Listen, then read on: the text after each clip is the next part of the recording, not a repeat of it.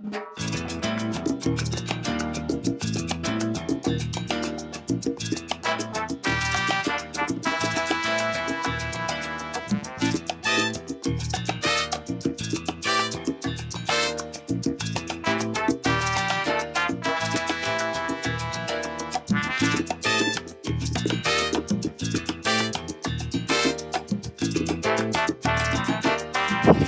guys, I'm in Costa Rica and I have another travel video for you.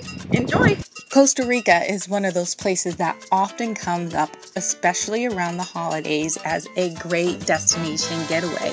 And you know why it's so popular? Because it's so cheap.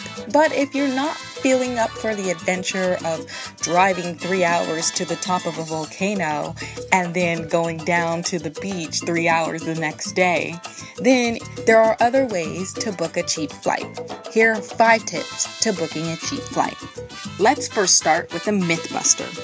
Remember they used to say if you book on a Wednesday or a Tuesday at midnight and all kinds of formulas that airlines will discount their flights?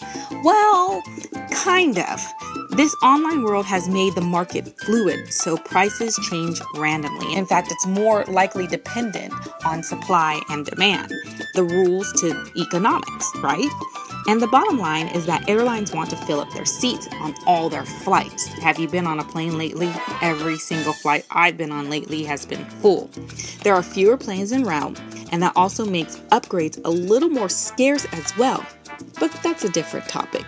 Let's talk about how you can book a cheap flight. Number 1, check fares early and often. If you already know where you're going to go, then it's pretty easy to go to one of your favorite search sites and go ahead and select that fare alert. It will send an email to you every day so you can monitor the price. Did you know that on average, the fare difference between the best day to buy your airline ticket and the worst day is $236? That's like a flight in itself. And that doesn't even include people who purchase within 7 days. They pay even more. Airlines change fares constantly, often multiple times a week. So when it comes to buying an airline ticket, timing is everything. I recommend that you start checking fares as soon as you know you'll be flying. Then check continuously, at least once a week, to get a sense of what's a good deal. Some of my favorite sites are skyscanner.com. I use the airfare tracker on kayak.com because they send me an email every single day to let me know what the price is, and then I know when it's a good fare. Then when you like the price, be ready to pull the trigger, since the same fare may not be around very long, and people, I'm talking about within 20 minutes, the fare can change. I know, it sounds exasperating, but airlines use very sophisticated computer systems to adjust fares literally in real time, again, based on supply and demand. Buying an airline ticket can really be like playing the stock market. Number 2, buy at the right time. Knowing when to buy your flights can be the best tip for saving some serious cash for their next trip. Cheapair.com is another website that I like to check every once in a while because they did a study that found out that domestic flights 49 days out, about 7 weeks in advance, on average, that's the optimal time to buy a plane ticket. So I like to say, like I told you earlier, between 6 and 7 weeks, if you know where you're going, go ahead and buy the ticket. That's going to be the lowest price, almost guaranteed. But I said almost because there are a few exceptions. But that number can vary quite a bit depending on where you're going. The most important takeaway from the study is that you'll likely pay a big premium if you book late, within 14 days, or for booking too early, more than 5 months in advance. So like I said, it's optimal time, buy at the right time. Somewhere between 3 weeks and 4 months in advance is usually the sweet spot for flights within the US, although all bets are off if you're traveling for a holiday or other peak times. Number 3, some travel days are cheaper than others. Now, don't get this confused with buying a flight on a particular day. Like I said at the very beginning, that rule doesn't necessarily work anymore. But the day of the week you fly on can make a big difference in your fare. Tuesdays and Wednesdays are generally the least expensive days for domestic flights, and Friday and Sunday are the most expensive. Monday, Thursday, and Saturday, they're about in the middle. The difference between a Tuesday flight and a Sunday flight is about $29 each way on average, or $58 round trip.